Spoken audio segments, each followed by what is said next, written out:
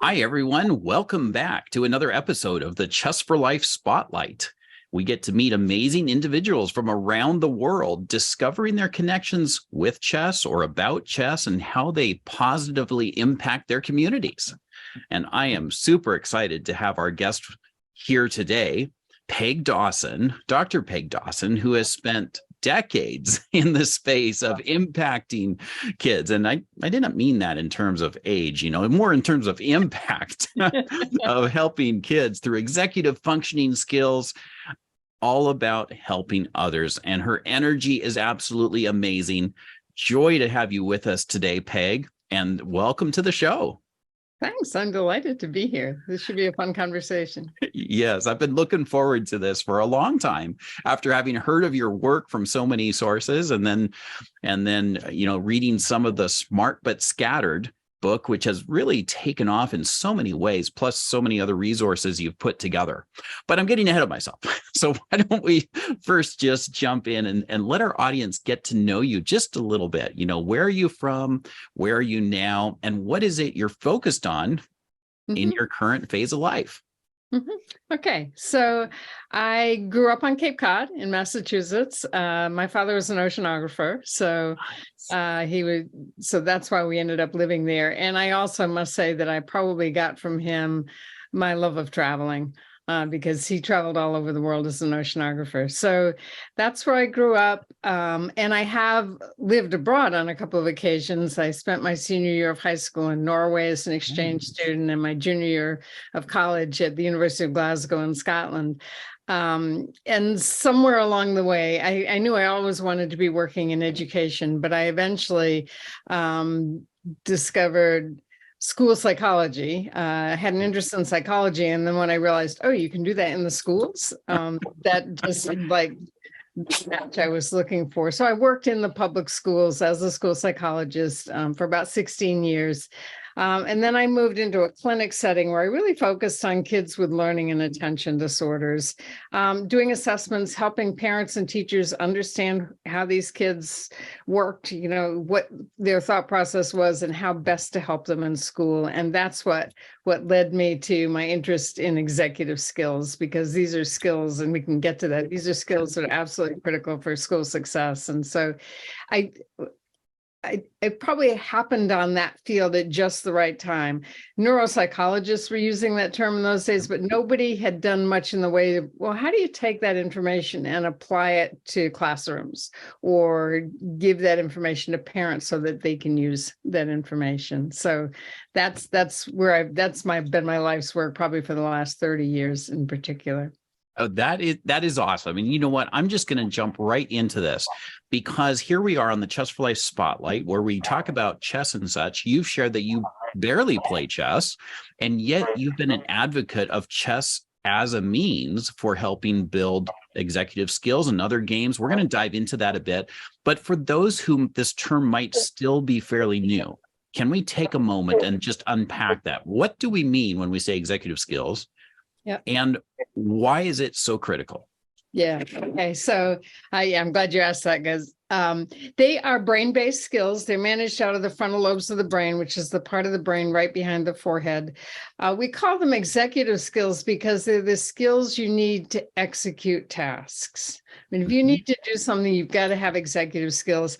Although my favorite definition was given to me by a second grade teacher who took our class I teach at the University of Southern Maine every summer, because she was trying to figure out, how do I explain executive skills to second graders?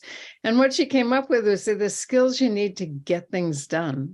So it's things like task initiation, getting started on something, sustained attention, sticking with it long enough to get it done, being able to screen out distractions or other enticements that would take you away from what you're trying to accomplish. Those are sort of the foundational skills. And then there are more advanced executive skills like time management and planning and organization, what we call goal-directed persistence, and something called metacognition, which is the ability to see the big picture. If we're going to use a chess example, would be being able to read the board and knowing what you've got in front of you, but also where you want to go and how to get there. So although I've spent most of my career applying all of this to helping kids be successful in school, we've also learned along the way that these are skills you can learn under any circumstances, but if you're engaged in something fun and intriguing or interesting, you're more likely to draw on those skills and you're more likely to get better at them. So you mean that doing worksheets isn't as much engagement as doing a game? Now I will say, because I just want to qualify this, there is a place for making yourself do stuff you don't want to do. Yes. Right. And that requires executive skills as well.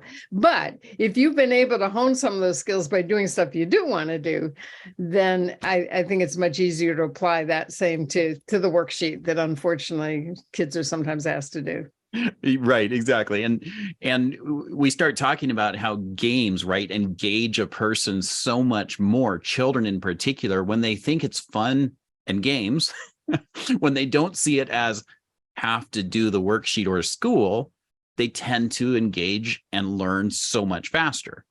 At the same time, as you pointed out, life is not all about doing what feels good. There are outcomes that you need to be able to commit to and to build those skills to be willing to do the hard work. So there's a place for it. We don't throw out the baby with the bathwater here. Right. So thank you for that. Now, as we talk about executive skills, and you went through these very quickly, and again, I like to think of people who are coming to this from going, hey, this is new to me, or I've heard of this, but I don't know a lot, or especially parents of students going, okay, I care about these outcomes. I'm recognizing some of these things. What do I do for my kids? Let's step back 1 second here. And let's say a student is exhibiting a low degree of skill in executive skills. Mm-hmm.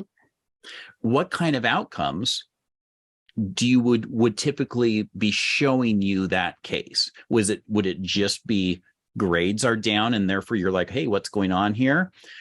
Behavior, perhaps, in certain ways. What other kind of things would you say are pointing to a symptom? Sure. That's a really good question. Actually, both examples you gave are relevant. Certainly, kids who are doing poorly in school. In fact, I've built this into my workshops. Your proficiency at executive skills is a better predictor of school success than IQ, for instance. So that tells us something. But to me, the most important thing is to be able to see behaviors in kids and to understand in executive skill terms what's going on there. So, for instance, one executive skill which is often challenging with young kids is response inhibition. That's self-control, the ability, my short definition, the ability to stop and think before you say or do something. So what does that look like in the classroom? That's a kid who blurts out, forgets to raise their hand. That's a kid who may push someone on the playground because they made them mad and they weren't thinking. So very often in my workshops with teachers, I am asking them to go back to their classrooms and look at the behaviors of kids and to be able to understand what executive skill might be at play. And then therefore, is there a way to help them? Not just in terms of executive skill weaknesses, because we, again, as a psychologist working with kids with learning differences, unfortunately, we all too often focus on what they're struggling with. Yes. But executive skills is a perfect place to look at what are they doing well? Yes. And can we draw on any of those strengths? Yeah. And again, to bring it back to chess, you can look at a bunch of different executive skills and how they impact the child's ability to play chess. Mm-hmm. And if you point that out to them, then that's something that's portable. They can carry that over to that long-term project they have to do, or something else that's school related. But if you start by here's what I noticed about you. You have what I would call really good goal-directed persistence. That means you sort of set your sights on something that you want and you're willing to go for it and stick with it until you accomplish it. Yeah.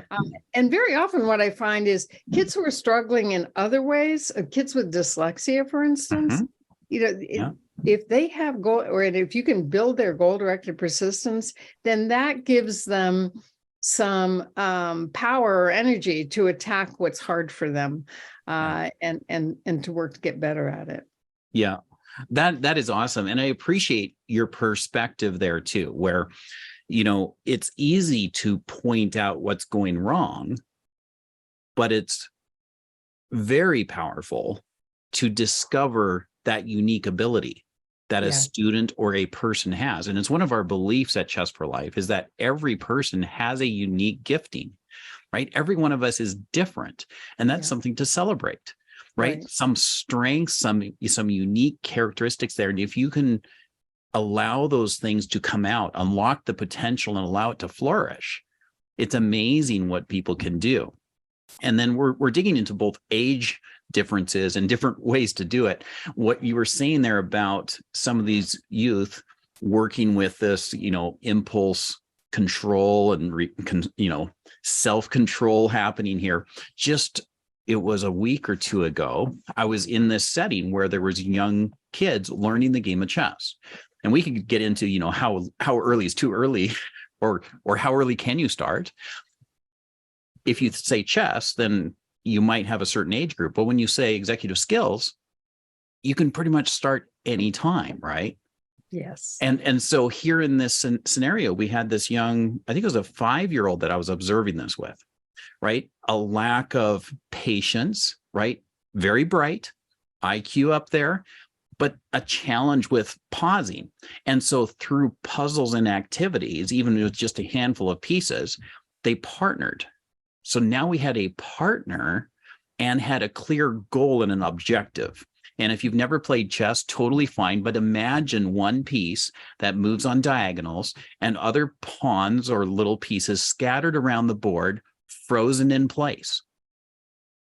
Now their objective is, we're going to take turns to try to capture all these pawns. But the game is, I move, you move, I move, you move, and together we get it done. And so to see this, eager, oh, wait, it's your turn.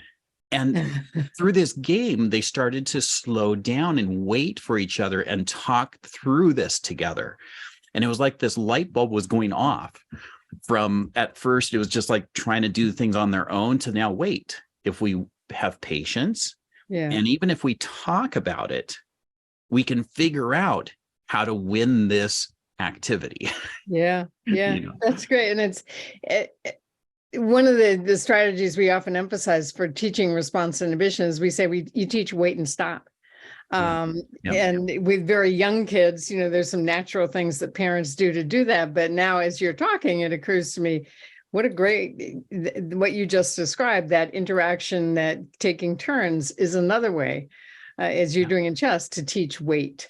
And stop. Yeah, that's great. Right. Exactly. And that, of course, starts tying into some of the mindsets that we talk about at Chess4Life. And, I sent you a list of some of these just out of, really curiosity to see your response or your thinking about these. And I can touch base upon a few of them, but I would love to hear your thoughts, on these mindsets and how they would tie in to executive skills.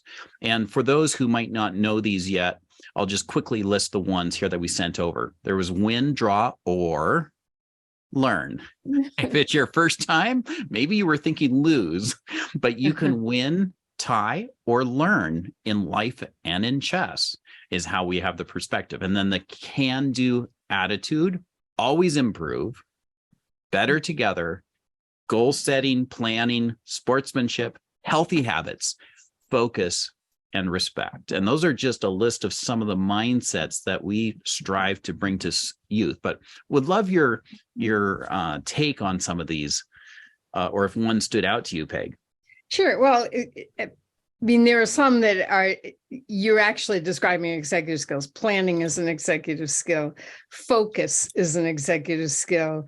Goal setting. Although, interestingly enough, I have a slightly different twist on that, because it's not the goal setting that's important, it's the persistence in pursuing the goals. And so we call it goal-directed persistence.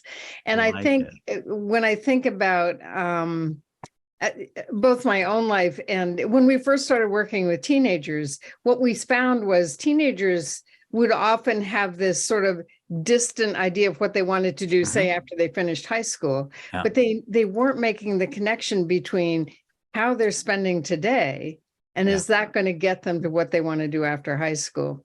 And so we developed a whole coaching program that started with, okay, where do you want to go? But now let's talk about how you're going to get there. And so building that persistence is one of all, if I were going to pick out one executive skill to really focus on, it would be that. Because if you have that, then you'll use that skill to figure out how to focus, or to figure out how to plan, or to do all the other things that it takes to be successful in whatever realm you're in. That's awesome. As we were talking, I just downloaded an article about Mo Willem. I don't know if you know him. He's this great children's author. He's very popular. I discovered him through my grandchildren. But his book is about, his first book was about a pigeon. He's very imaginative, very funny. And they just celebrated their 30th or 40th anniversary of that book. So the Boston Globe did an article about him, and he had this great quote at the end. When he writes about executive skills, like waiting is not easy, which is perfect.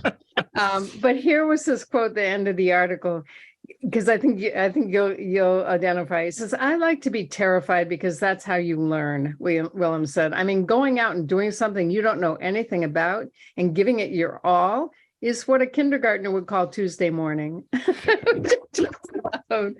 So I love that.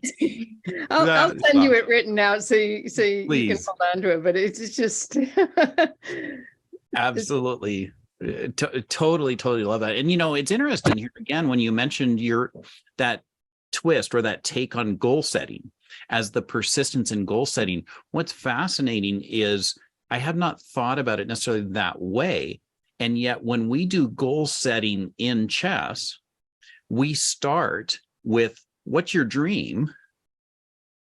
And then we say, and then what's your goal to move towards that dream?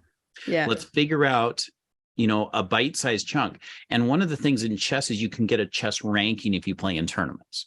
So you play in competitions, your rating goes up. If you win games, if you lose games, you go down, right? As you learn through losing games, your rating can fluctuate. And what we oftentimes will do is use a benchmark of a rating as a goal. Yet we work with students to say, when you're, let's say, 2/3 towards the goal is a really good time to consider resetting it. Oh, nice. You see? Yeah. So you've made such progress towards it that your can-do attitude towards being able to achieve the next one is a good time to raise the bar again. Yeah. Yeah. And what I like about that is that's a very concrete goal. I mean, kids playing chess will understand that. Yes. And that just makes it so much easier to give kids something to shoot for than if you're giving them, if they have a more amorphous goal about, being successful in school or whatever. So it's so concrete. And then I love going from the dream back to, so let's step back. And what's the small goal that will get you closer to that dream? So yeah, exactly. Yeah. So let's step back now a moment to your work as you discovered this and got into this space, helping bring awareness, training. You travel all over creating awareness towards this.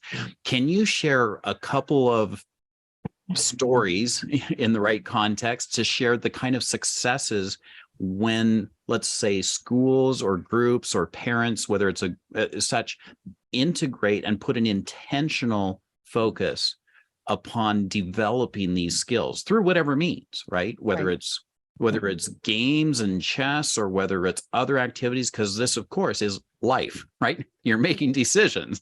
So can you share a couple of success anecdotes that you would like to highlight? Yeah, I think to me, and this is not as concrete as achieving a certain goal in chess or a number in chess, yes. But my goal has always been to help people understand what these skills are, to understand the terminology, and then be able to take that and apply it to everyday life, so that it makes sense out of things that they didn't have a way of understanding. I mean, I have a slide where that I use with parents and teachers. So I say, instead of calling students this lazy, unmotivated, not working to potential, Yep. absent-minded, troublemaker, whatever. Let's talk about them as having challenges, and then I list the corresponding executive skills. So Right. my goal has always been, can I get people to go from those negative descriptors to, oh, so this is an executive skill. This is something we can work on. Yes. And I've done some work with schools around this, and I don't know whether this will sound like a success story or not, but I just had to laugh. I was doing some work with some high school in Connecticut, or actually several high schools. And just before the pandemic, I spent a day at the alternative high school in Fairfield, Connecticut, just observing in classes. And I went into one class and they were teaching explicitly, they were teaching these skills to kids. And the day I observed, the homework assignment had been, okay, pull one executive skill out of a hat. Okay, that's your skill. Now go home and find a video that illustrates that skill. And then show the video to the class, and then ask the class to guess what executive skill is in that video. So through the class, a number of kids shared their videos, and they always chose something that was interesting to them. So if there was a cheerleader, she had cheerleading that illustrated whatever executive skill, whatever. They ran out of time towards the end. And so for the last girl, they said, I'm sorry, you're not going to be able to share your video, but maybe you can describe it and then talk about what executive skill. So she started describing the skill. And at this point, late in the class, there's a side conversation going on with a couple of kids talking to each other. And you could see this girl was trying to talk over them. And then she just got really annoyed. And she finally turned to them and she said the name of the boy. She said, Dominic. And she had a really irritated voice. And he said, without thinking, he said, it's the emotional control piece. So that's one executive skill right there. She came back immediately with, no, it's the sustained attention piece. So the fact that they had instantaneously were able to diagnose what the issue was and identify it from their own perspective. So I thought, if they have that terminology down, they'll go to their fast food job and be able to recognize. And I've talked with kids about this. So are there any executive skills you need to do when you're working at McDonald's? And I had this kid say, oh, definitely emotional control and response inhibition. And I'd say, well, why is that? He said, well, first of all, you have to bite your tongue because you got angry customers. And then you have to, stay cool, because if you lose your temper, you've lost the job. So it's those kinds of connections that to me gives me the most satisfaction when I see people are taking these concepts and applying it in the real world. I love that. And it's creating awareness in so many ways, isn't it? Yeah, right. We can go through life going, there's something I want to improve, something here. But once the awareness comes, now the opportunity to do something about it arises. So appreciate that. And, when we first talked some weeks ago, I loved your energy and your desire to help more. So if I could take a moment here and say, you have invested significant time and effort in order to help people understand and have tools and ways to feel that they're not stuck with who they are. You can always become better. You can always improve. What would be, if you could wave the magic wand and say, I've succeeded. I can say we've completed my journey. What would be your dream outcome? And this ties into, what is it? Is a life objective, a 10-year objective? If you even have a timeline on it, what would be your dream if you could just wave that wand? Yeah. So I have a couple of thoughts about that. One is goal-directed persistence is one of my stronger skills, but I'm also really careful about setting goals, because once I set them, then I'm on myself to achieve them. So I tend to resist those sort of big goals. Yeah. But having said that, because I don't think this is attainable, but this is what I would love. Yeah. If every school in America could understand these terms, and to help kids recognize them and help kids understand how, when they hit an obstacle because of an executive skill challenge, there's a way over there or around that obstacle. And so teachers were incorporating, and parents too, but teachers is a good place to start incorporating this language into their classrooms, because those are tools for problem solving. And for improvement. So I guess I'll retire then. That's right. You know, it's fascinating because I like to ask this just to, see where a person's mind goes. And someone asked me that question once some years ago. And I thought about it carefully and I said, I think my dream would feel accomplished. My work is accomplished if chess is not seen as something that smart kids do. Yeah. Yeah. Because chess has just got this aura around the world of being a game that smart kids do. But I'm like, every kid is smart. Yeah. They've got these unique abilities and skills. And it's like, how do you unlock that? It's a vehicle and a tool, and every kid can do it. Yeah. Right. But the words you tell yourself matter. Just like you were saying there, how do you put the term on this? You can say a negative term, or I loved how you say, you can say I'm working on, or I'm challenged in the positive side. So your mind latches onto that positive affirmation. Right. So right. really, really appreciate that. So is it good for a child to fail?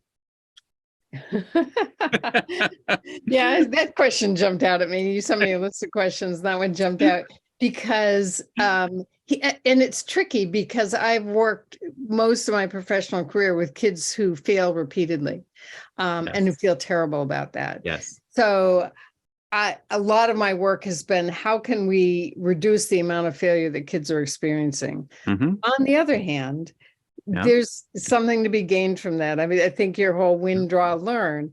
I tend to talk about, while there's some damaging things that go along with failure, learning from mistakes is one of the best ways to learn. And if you're never being pushed to the point where you're making mistakes, then you're in your comfort zone, and you're not going to learn as much as you would if you or somebody pushes you beyond your comfort zone. So rather than talking about failure, I would talk about learning from mistakes. Exactly. So, absolutely. You know what's in again the game of chess, there's this aspect where you can actually write down, using the coordinates on a chessboard, where your pieces move. And so in competitions, it's a standard practice to record or write down every single move of the game. Right. And there's many reasons for it. One of them could just be, if the pieces get knocked over in the middle of the game, you can recreate it and continue on, right? But what we've noticed is students who write down those moves and then go back and review them dramatically increase, especially if they look at the games where they lost. Because then what they're doing is they're taking that level of maturity, saying, I lost, it was painful, I didn't like it, but I'm willing to dig into it and evaluate it. And again, moving that thinking to that higher level of not just experiencing, but thinking about what I'm doing, right? The metacognition side of things. And what's interesting when we talk about the fail there is we like to say FAIL stands for first attempt in learning. Oh, nice. So go out and fail fast. Right. And losing occurs only if you throw away that paper, because that was your tool, that was your record that would allow you to fail fast. And so connected with that is, I think one of the things kids are up against is schools really, I mean, they're always pushing perfection. The fewer mistakes you make, the higher grade you get. Yeah. And so I think that's why you must be up against that, and I'm up against that when I'm trying to work with kids to help them understand that they can learn from their mistakes if they're thinking, but I just failed my algebra test. Yep. So, and so I love that you said this. This is something that has been dear to my heart, and I'm not sure how well it's always received, but I came across this concept some years ago and have incorporated into how I think about everything in my business, in children, in students, and all. And it is that element where there's this, like you said, this ceiling of perfection that we're measuring against all the time. Yeah. Instead, I love to look behind us and go, look at the progress we just made. Yeah. What did you learn from that progress? So now where are you headed next? Yeah. And then measure your progress again. And I've sometimes wondered what would happen if that was the approach and we actually turned our grading system on its head, where we counted progress, not the things you didn't do well, because the things you don't do well, to me, are the raw material that tells you opportunities to learn from, to get better. So why don't we celebrate those? Yeah. You know? Yeah. No, I'm in complete agreement. Yeah. But anyway, our time is running short here. It's been a joy to dig back into a few things with you, Peg. Before we wrap up, though, just a couple of elements here. First, for parents especially, right, who have their kids and maybe there's something at the school already, maybe not, or even the school teachers who like to follow along the work that we do, where would you direct or suggest people go to find out more about your work, follow along, and learn more about these skills? So probably the best place would be to go to our website, which is smartbutscatteredkids.com, which is the title of one of our books. And that will bring you not just to the various books that we've written. So we've written one for younger parents of younger kids, and we have Smart But Scattered Teens and Smart But Scattered Installed for the 18 to 25-year-olds. So we've got a bunch of different books, but also there are a lot of additional resources on our website. There's some videos. There's a video of a parent presentation I did a couple of years ago for a school in California where they did a nice job of editing it. So that's up on my website. So take a look at that. That's probably the best place to sort of come up to speed on the kinds of things that I've done and have written. I have a whole homework survival guide so for parents who have to make their kids do those worksheets they don't want to do. That's great. We'll be sure to get that linked also in the comments and blog and everywhere we post. smartbutscatteredkids.com. Excellent. Perfect. And we've been talking about executive skills, and we've been digging into this and barely touching upon some of the chess elements. And once again, coming back to a little bit where we started, you don't have much chess background, and yet you have seen that game as one of those keys. Do you care to just say one or two things about what stood out to you over time? Because I had seen some comments by you prior to us ever connecting saying, chess, and yet not being a chess player. What was it that you saw there that went, hey, this is a good tool or a means for executive skills? I think from watching my husband and my son play, for one thing, and I grew up, I had three brothers, they all learned chess, so which brings me to the whole gender thing, because I think that had something to do with the fact that I never learned to play chess. I learned to play other games, but not chess. Yeah. And just realizing how much strategy went into it, and then again, all the other things, that the focus, as you say, planning ahead, the metacognition, the ability to read the board. I mean, all of that. It's hard for me. I mean, there are video games that are good as well, because I know a lot of people just want to slam video games, but there are some good video games that do similar kinds of things. But my husband keeps saying chess is the most simple and most complex thing. I mean, there's a million possibilities in a board that has X number of characters with prescribed moves. I mean, it just, again, kind of looking at it from the outside, is just amazing how much you can do with a game like that. And again, I think it has a lot, and it's fun. I mean, kids who get into it, it's fun, and so they are practicing all those skills in an almost painless fashion, unless they struggle with losing, in which case I suppose it could be painful, but you're working on that in terms of the win, draw, learn. Yeah, exactly. So wonderful, Peg. Pleasure connecting with you again. Thank you so much for coming on the Chess4Life Spotlight. And for our audience, please be sure to like and subscribe, not miss out on any of these amazing ways people are impacting positively our different areas, schools, communities, locally and globally. And be sure to follow along with Peg's great work with executive skills. What a joy it is to see you again, Peg. Thank you for joining me. Yeah, thanks. This was fun.